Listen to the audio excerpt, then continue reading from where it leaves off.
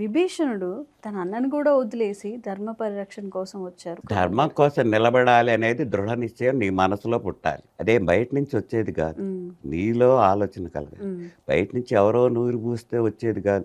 ఈ కథలు చదువుకున్న తర్వాత నీలో వచ్చిన పరిపక్వతో, మార్పో, జ్ఞానమో, నిపుణతో నిన్ను మార్చాలి. ఇది చెప్పుకున్నందువలన చేస్తూ చూపించిన పై పై ప్రచారాల వలన రాదు, ఇక్కడి నుంచి రావాలి. ఉమ్, ఆ విభీషణుడికి మారీచుడు రాక్షసుడు, రాముడితో యుద్ధం వద్దన్నాడు. ఉమ్, విభీషణుడు రాక్షసుడు, రాముడితో యుద్ధం వద్దన్నాడు. కుంభకర్ణుడు రాక్షసుడు, స్వయాన రావణుడి తమ్ముడు రాక్షసుడు, యుద్ధం వద్దన్నాడు.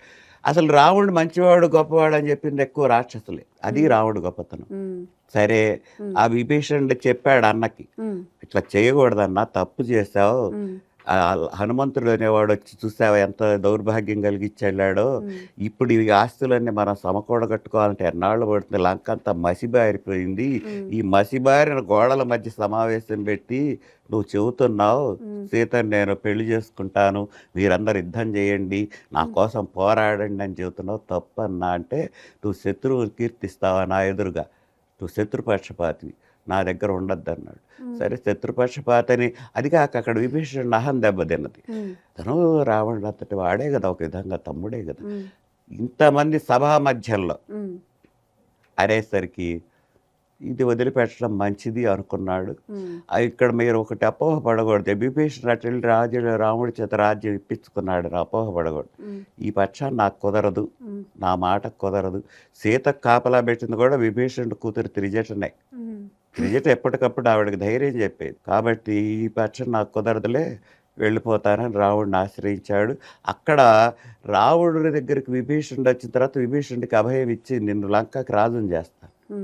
సుగ్రీవుడికి లక్ష్మణుడికి అనుమానం వచ్చింది, ఇతను రాజుని లంకకి చేస్తానంటున్నాడు.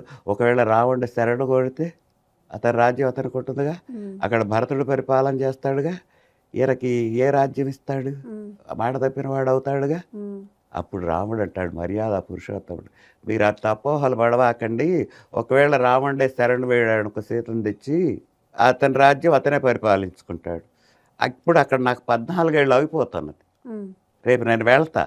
భరతుడు అప్పుడే చెప్పాడు, పాదుకా పట్టాభిషేకానికి ముందే, నువ్వు కానీ 14 ఏడు నిండి 17 రోజు ఉదయానికి సూర్యోదయానికి నాకు కనపడకపోతే ప్రాణత్యాగం చేస్తాను, అగ్నికి ఆహుతైపోతాను. నాకు 14 ఏళ్ళు సమయం అయిపోవచ్చింది. ఇప్పుడు నేను అయోధ్యకి వెళ్తాను కాబట్టి నాకు రాజ్యం ఇస్తాడు ఎవరు, భరతుడు.